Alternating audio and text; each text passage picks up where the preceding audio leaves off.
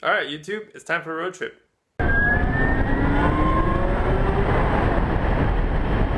Okay, since my last video, I've installed the DigiNow charger, so this bike charges in about an hour now. It's ridiculously fast. There's a fan and like this whole, it's just crazy. Anyways, I'm definitely making a video about the chargers, don't worry, it's coming. But I don't have time for that right now because it's time to ride. My motorbike companions and I had been watching the weather, and we decided if it wasn't raining over the weekend, we'd go on an epic adventure to explore the South Island. This would be our first time putting the bikes on the ferry, our first time riding on the South Island, and my first time using the new chargers out in the wild. How far will I be able to ride the Zero now? Where will we go? I don't know, keep watching. Looking at the map, there are a whole bunch of places I can charge the bike. So, here's what I'm bringing. A normal charging cable for the wall, some blue commando cables so I can plug in at a campsite, a used Tesla charging cable I picked up, a few tools just in case I have to take everything apart, and a camera. Let's go for a ride. Friday afternoon. Pack up our gear, turn the Ducati into a touring bike, make sure nothing falls off, and get to the Interislander. Strap the bikes down and hope the sea is friendly. We said see you later Wellington, we'll be back in 2.5 days. For the next 3.5 hours we'll be trapped on the ferry with fried food and zombie tourists. After taking a million photos of rainbows and islands and not a single whale, we made it to Picton right at sunset. This was it, our journey was about to begin. We were riding into the unknown. Twisty, treacherous roads getting darker by the minute, with certain death around every corner. And camper vans. The first night we stayed at a farm. I plugged in the bike, just with a cable through the window, and we hiked out under the stars in search of glowworms and a waterfall. Okay, it's Saturday, and because of the slow speeds we've been riding so far, my estimated range was over 280 kilometers. We fed some farm animals and hopped back on our wheels to ride toward Nelson for brunch. Finally, we got to see some of the epic views the South Island had to offer.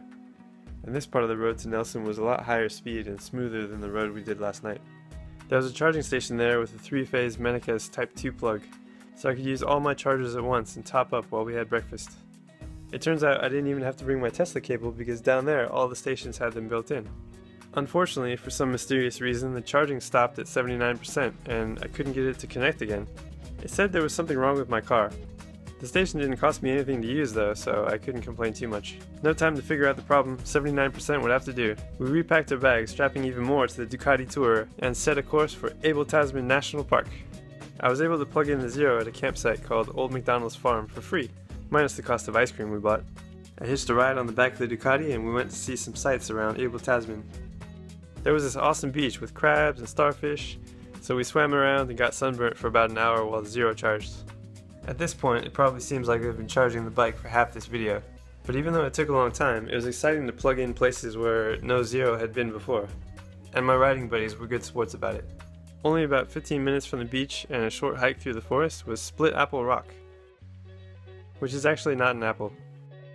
It was pretty cool though, and there were a bunch of sweet caves around it. You never know what you'll find on a motorcycle trip, and that's the part I like the most. We were running out of daylight, so we rode back to Nelson to start the next day a little closer to the French Pass. Sunday morning. Every day we got a little bit better at packing. You really don't need much, but where we were headed, we wanted to be prepared. People warned us on this trip about the road quality on the French Pass. Even the lady at our motel told us not to go. But obviously we went anyway. I have a feeling none of these people had actually been there, so we decided to find out what it was like for ourselves. The road quality really wasn't bad at all. The guy at Okiwi Bay Holiday Park was super nice and he let me plug in 2 of my blue commandos while we had some lunch. But whatever power they had, my bike wanted more and kept tripping the outlets. I just flipped the switch back on and forced as much power through as I could. Looking back, this was extremely unsafe, and eventually the bike burst into flames and they had to fly in and help. I got a full charge though. Anyway, time was running out and our deadline to get to the ferry was closing in, so we decided a further exploration of the French Pass would have to wait. We took our time on the way back, stopping anywhere that looked interesting. It was crazy hot, so we couldn't resist jumping in the river at Pellerus Bridge.